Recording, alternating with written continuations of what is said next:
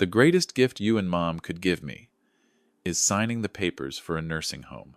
My daughter-in-law said that right before she blew out the birthday candles. 20 guests stood around the table. The wine glass in my hand was still untouched. The $12,000 diamond necklace I had just given her was still shimmering under the lights. People thought she was joking. I didn't. I turned and looked at my wife. Jane was smiling, not understanding why the room had suddenly gone quiet. And in that very moment, I realized something. They didn't just want us to leave the party. They wanted us out of the house. If you're listening to this story, and you felt your heart sink just a little at that moment, go ahead and subscribe to the channel and walk with me through what happened next. And leave a comment. Tell me where you're listening from. But that night, as the room stayed frozen in silence after Alexandra's words, I slowly set my wine glass down and looked at my family. Alexandra set the knife down on the table and smiled as if she had just said something perfectly reasonable. No one applauded. The wind from the Monterey coast drifted in through the wide glass doors. The party was held in the main living room of the house I had worked nearly 30 years to afford. I still remember the day I signed the papers. I thought this place would be where Jane and I could grow old in peace. Alexandra adjusted her hair. Her voice softened. I'm just worried about Mom. They have nurses there, doctors, professionals. She spoke like she was presenting a business proposal. Jane sat beside me, hands resting on her lap. She still had that habit, smiling when she didn't fully follow the conversation. After her mild stroke last year, her memory sometimes lagged a few beats behind the room. But she still remembers my name. She still remembers I like tea in the evening. For me, that's enough. Maxwell stood next to his wife. He didn't look at me at first. He looked down at the oak floor, the one I chose plank by plank. Alexandra's right, Dad, he said, calmer than I expected. It's safer there. This house is too big. It's a waste. A waste. I heard that word clearly. I looked around the room. 20 guests, Alexandra's colleagues, a few investors, some friends from the yacht club. They avoided my eyes. No one wants to side with the old man at a luxury birthday party. I set my wine glass down. Not hard, just enough for the soft touch of glass against wood to be heard. Why today, I asked. Alexandra gave a small smile. Because today the whole family is here, and I thought this would be the most practical gift. A gift. I thought about the necklace I had handed her 10 minutes earlier. $12,000. Not to impress anyone. Maxwell had mentioned she liked that design. I figured, if my son was happy, I could let go of a little savings. Alexandra touched the pendant lightly. I found a wonderful place, she continued, near Palo Alto. Private room, garden. She spoke as if we had already agreed. I turned to Maxwell. Did you know about this before tonight? He stayed quiet a second too long. We just want what's best, he said. I didn't ask anything else. I didn't need more explanations. The wind moved through the room again. The white curtains swayed. That's when I noticed Alexandra's handbag on the sofa. A thin folder was sticking out. On the cover, the logo of a real estate brokerage. I recognized it immediately. It was the firm Maxwell worked for. I said nothing. Alexandra lowered her voice, as if sharing a secret. This house has excellent market value, Dad. If we sell at the right time, we can rotate the capital. Maxwell could expand his business. I heard that word, and felt the distance between us more clearly than ever. You and Mom should rest, she added. There's no need to hold on to something this large when your health isn't what it used to be. Your health. I looked at Jane. She was gazing out toward the ocean, where the sunset painted the water orange. She hadn't caught every word. Maybe that was a blessing. I wondered, when did this house become too much? When did our presence become an obstacle to their plans? A guest cleared his throat to break the silence. Someone poured more wine. The party tried to continue, but the air had shifted. I stood up. I need some air, I said. No one stopped me. I stepped onto the balcony. The waves moved in steady rhythm. I chose this house for that sound. It helps me think. Behind me, the music came back on, softer than before. I heard Alexandra laugh. She mentioned something about a misunderstanding and caring. Caring. I thought about the past 10 years. The late-night calls from Maxwell. The transfers of money. Numbers Jane never fully knew. I thought about how many times I told her, everything's fine. Maybe I was wrong somewhere along the way. A moment later, Maxwell stepped outside. "Dad, don't make this a big deal," he said. "Alexandra just wants to prepare." "Prepare for what I asked." He looked at the ocean instead of at me. "For the future." I nodded. I've lived long enough to know when someone talks about the future, they're usually talking about money. I didn't argue. I didn't raise my voice. At 75, I understand that silence can create more space than any speech ever could. "Give me a week," I said, "to arrange things." Maxwell let out a quiet breath of relief. Maybe he thought I had agreed. I walked back inside. Alexandra studied my face carefully. "1 week," I repeated. "After your birthday." She smiled. "Thank you for understanding, Dad." I nodded.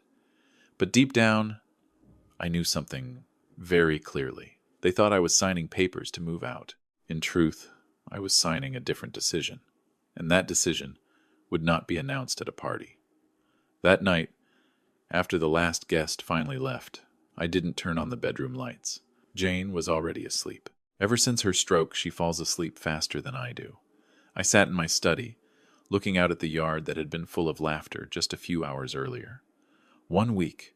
I had asked for 1 week. I opened the bottom drawer of my desk. Inside was a brown leather notebook. No one in this house knew about it, not even Jane. I opened to the first page. 10 years ago, I started writing the day Maxwell called about a temporary debt. Back then, he said he only needed $30,000 to rotate a project. I believed my son. Any father would. 30 became 75. 75 became 120. Then came Alexandra's investment opportunities. Business plans that sounded smooth and polished, but always ended with, "It's just not the right timing." I turned each page. $580,000. That was the last number I recorded 3 months ago. I never asked for it back. I never brought it up. I thought if I stayed quiet, the family would stay whole. I was wrong. Close to midnight, I heard the glass door slide open in the backyard.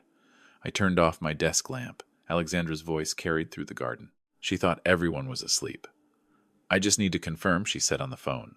4.2 million. Condition is the house must be completely vacant before the end of next month. I didn't move. "Yes, the elderly couple will be relocated. We're handling the paperwork." A short pause. "The signature won't be a problem. She's not fully clear-minded anymore." I heard that part clearly. I didn't step outside. I didn't interrupt. I just remembered. When the door slid shut again, I finally let out a slow breath. The next morning I made tea like always. Jane asked why the house felt so quiet. "Everyone left early," I said. She nodded and didn't ask more. Maxwell came downstairs later than usual. He avoided my eyes. "Dad, I spoke too quickly last night," he began. "It's fine," I said. I slid a thin stack of papers toward him. "If we're talking about selling the house, we should be clear." He frowned. "What is this? A list of every transfer I've made to you over the past 10 years? I said nothing else. He opened it. I saw his throat move when he reached the final page. "You kept track of all this." "I'm an architect," I said. "I work with numbers." He sat down slowly. "You never said anything." "Because I didn't think families should be accounting with each other. I didn't mention the phone call. Not yet." That afternoon, Alexandra came into my study. She closed the door behind her. "Maxwell said you seemed concerned," she said gently. "I just want to understand your plan," I replied. She placed a stack of documents on my desk. Market evaluations, Monterey housing charts, projected returns. "Assets shouldn't sit idle," she said. "If we sell at the right time, we can invest in short-term rental units. Double the return in 3 years. "Assets," I repeated. "You and Mom don't need this much space anymore," she continued. "That nursing facility is excellent.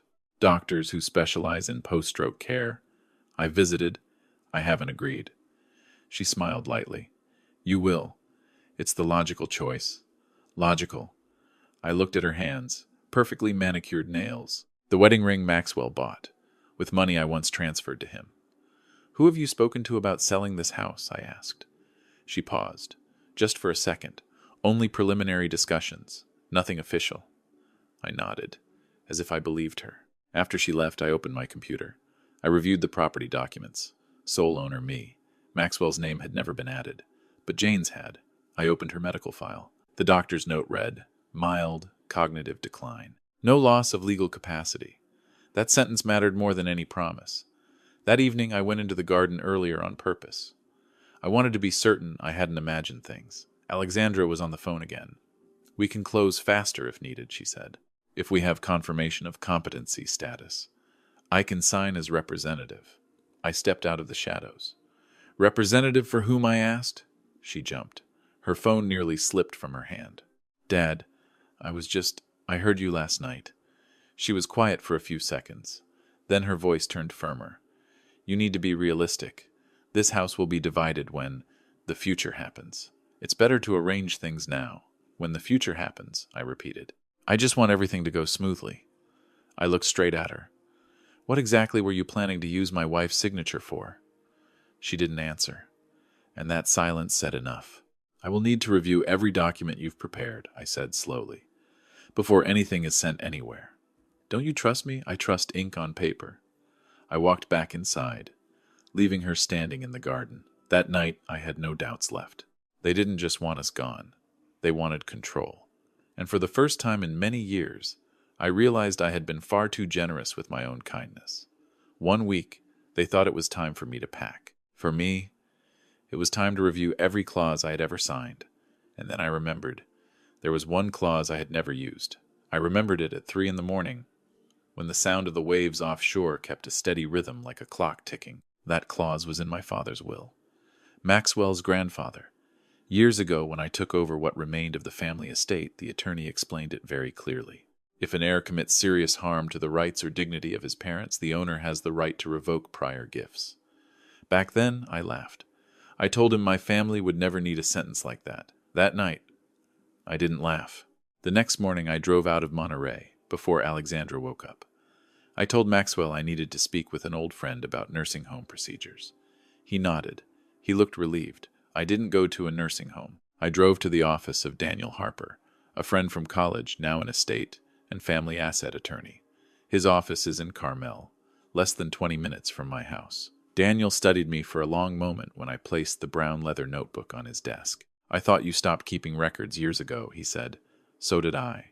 He read every page, didn't speak for 15 minutes. "What's their plan?" he finally asked. "They want to sell the house and possibly sign on Jane's behalf." Daniel looked up. "Jane has not lost legal capacity." "I know," he nodded. "Then they can't do anything without your consent. Unless I keep standing still." I asked him about the gift revocation clause. Daniel pulled out the old file. He still had a copy of my father's will. The clause was still valid. "You want to activate it?" he asked. "I want to protect my wife." He thought for a moment. "If you can demonstrate that prior transfers were made under the intent of family support, and there are signs of exploitation now, you have the right to terminate and formally revoke future benefits." "I don't need repayment," I said quietly. "I just don't want them leaning on what I built anymore." Daniel understood. "Then we do 2 things," he said. "First, you remove all shared access Maxwell has to joint financial channels. Second, we draft formal documentation stating that household assets are solely yours. And the house," Daniel leaned back, "you remain sole owner. But if you're concerned about continued pressure, you can restructure the asset." I was silent for a few seconds. "How?" "There's an instrument," he said carefully. "A reverse mortgage. You're over 62. You qualify.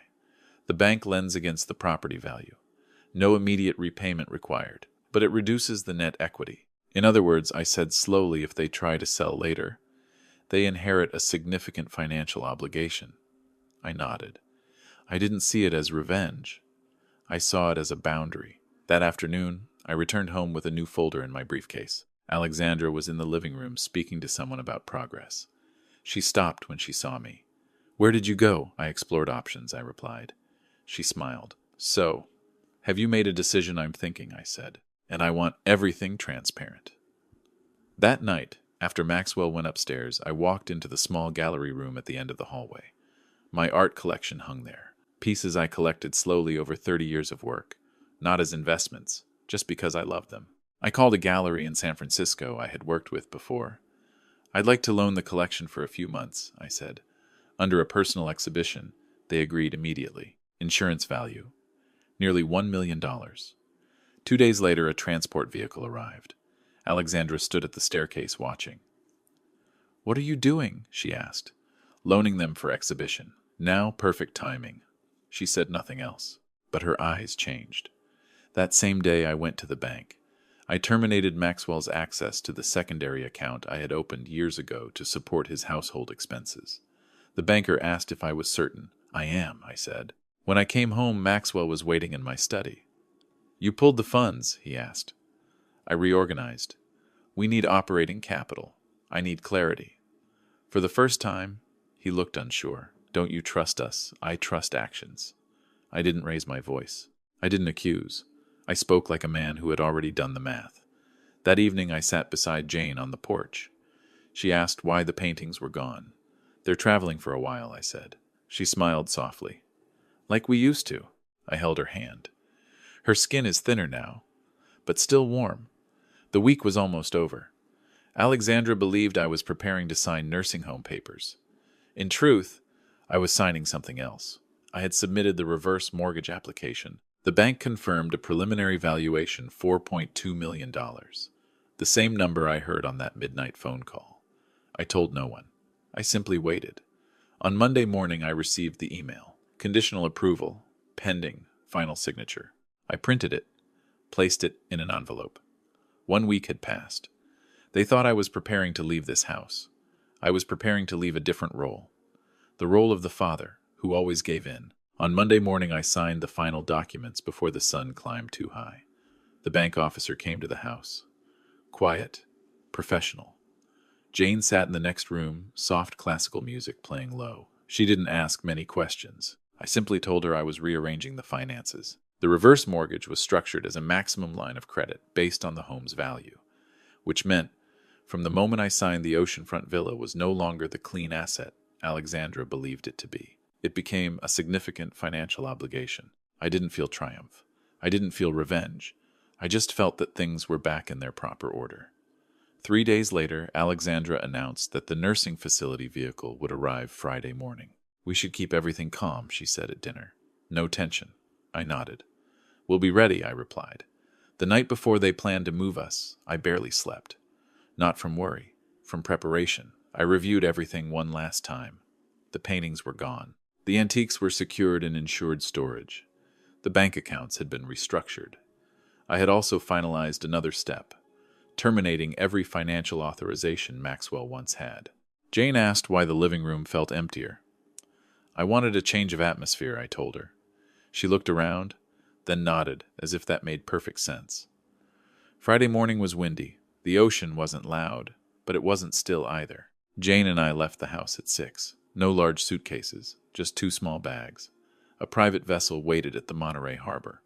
I had chartered a yacht for a journey longer than I had ever allowed myself to imagine. Jane always said she wanted to see the Pacific from the middle of the water, not just from a balcony. If there was one more thing I could give her, it was this. Before we left, I placed a large envelope on the dining table. Inside were 3 items: a copy of the signed reverse mortgage agreement, the bank's notice confirming partial draw from the maximum credit line, and a detailed statement outlining the financial obligations tied to the house in the event of sale or transfer. No threats, no accusations, none were needed. At 8 in the morning, the time Alexandra had arranged the nursing home vehicle arrived. I didn't witness what followed, but I can imagine. The front door opening, the living room nearly empty. No Italian sofa she once praised as perfectly modern. No walnut dining table. No artwork on the walls. Just space and wind. Maxwell called at 8:15. I didn't answer. 5 minutes later, Alexandra called. I didn't answer that either. We were already pulling away from the harbor when the phone vibrated again. I looked at the screen, then powered it off. Jane stood beside me on the deck, squinting at the horizon. "How long are we going?" she asked. "For a while," I said. The boat moved slowly from the dock. Monterey grew smaller behind us. Around 10, I turned the phone back on. Messages flooded in. "Where are you? What is this? What did you do to the house?" An email from Alexandra. Just one line. "You can't do this." Yes, I could. The house is still in my name, and a reverse mortgage requires no one else's consent when the legal owner stands alone. Maxwell called again. This time I answered. You turned the house into debt, his voice trembled. I exercised my right, I said calmly. We were negotiating a sale. You no longer have anything to sell without addressing the financial obligation first. Silence. Did you do this out of spite? I looked at the open water ahead. No, I did this to prevent what you were preparing behind my back. He didn't argue. I heard the call, I added. The 4.2 million. Your mother's signature. He exhaled heavily. For the first time, I heard real confusion in him. Alexandra just wanted to control. Didn't raise my voice. I simply spoke the truth. The house now carries a different value than the one you calculated. If you want to keep it, you take responsibility. If you want to leave, that is your choice. And you and Mom were on vacation. I ended the call before he could ask more. The wind strengthened as we moved farther out. Jane held my hand. I like this feeling, she said softly. It feels like starting over. I didn't answer right away. Behind us, the oceanfront villa was likely filled with arguments. Not because I wanted that, but because rushed decisions eventually meet real numbers. I didn't destroy the house. I simply changed its terms. And for the first time in many years, I no longer stood inside my own living room, feeling like a guest. The sea opened wide ahead of us. I don't know how long this journey will last, but I know one thing. We didn't leave because we were pushed out. We left because I chose the timing. 3 days after we left Monterey, I received one last call from Maxwell. There was no urgency in his voice this time.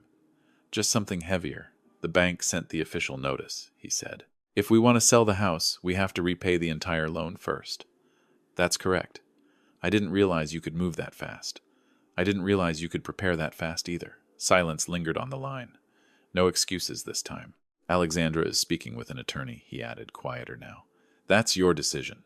I didn't ask how the conversations at home were going. I didn't need to. Before he hung up, he said, one more thing. I didn't see the whole picture. I set the phone down. Jane was sitting near the bow of the boat, her silver hair lifting gently in the wind. She looked at me. Is something wrong? No, I said. They're just learning how to stand on their own. She nodded, as if she understood more than I expected. In the weeks that followed, we traveled along the west coast and then farther into the Pacific. It wasn't luxury, far enough not to hear the doorbell, not to see property appraisals, not to hear the word waste. I checked my email each morning. Maxwell sent a copy of a new agreement. They had canceled the home sale.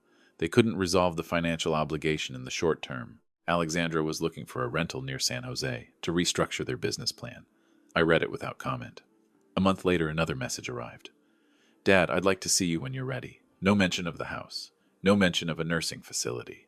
I replied simply, take care of your family first. I didn't close the door on my son. I only closed the door on the thinking that had turned parents into assets to be liquidated. One afternoon, while we were anchored off a quiet island, Jane asked me, Are you angry with them? I thought for a long time. I'm disappointed, I said, but I'm not angry. She watched the water for a while. You've always done everything for others, she said softly. This time you did something for us. I didn't answer. Because she was right.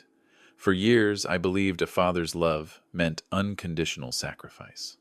I believed quiet support would keep the family steady. But kindness without boundaries is often mistaken for obligation. I don't want Maxwell to remember me as the father who ruined his plans. I want him to remember that some lines cannot be crossed. 2 months later, I received a short message. I sold the second car. I'm working extra hours. I want to fix this myself. I read that sentence more than once, not because of the money, but because for the first time, he spoke about responsibility without expectation. I replied with one line, I believe you can. I didn't send money. I didn't offer help. I allowed space to exist, not as punishment, but as breathing room. One evening, as the sunset painted the water deep red, I opened the final envelope I had brought from Monterey. Inside was a copy of the revised will Daniel and I had prepared. I created a small fund in Jane's name for families with elderly stroke patients who need rehabilitation support but lack financial resources. It isn't large, but it will make a difference somewhere. I didn't do it to prove anything to Maxwell. I did it because I want what I leave behind to reflect what I believe in, care, not control. Jane placed her hand over mine as I folded the paper. "What are you thinking about?" she asked. "I'm thinking about the years ahead. We still have many," she said, smiling. I looked at her, the woman who has stood beside me for more than 40 years, the one who never saw me as an opportunity. In the distance, the sun touched the horizon. I thought about that birthday party, about the phrase, "the greatest gift." They believed the gift was our disappearance, but the real gift was the lesson, not a lesson meant to wound, not revenge. Just this: parents may love without condition, but they still deserve respect. I never returned to Monterey. I didn't sell the house. I didn't keep it as a trophy either. I simply left it where it belongs, a shelter, not a target. That night, as the boat continued forward, Jane rested her head on my shoulder. The ocean darkened, but it wasn't frightening. I don't know what the future holds for Maxwell and Alexandra. I only know this. For the first time in many years, our future no longer depends on someone else's decisions. And in that quiet, I felt something I hadn't felt in a long time: peace. If this story made you reflect, or reminded you of someone in your own family, I invite you to subscribe, like, and share. Each subscription isn't just a number. It helps stories about dignity, boundaries, and family continue to be told. Thank you for staying with me until the end. I truly appreciate you listening.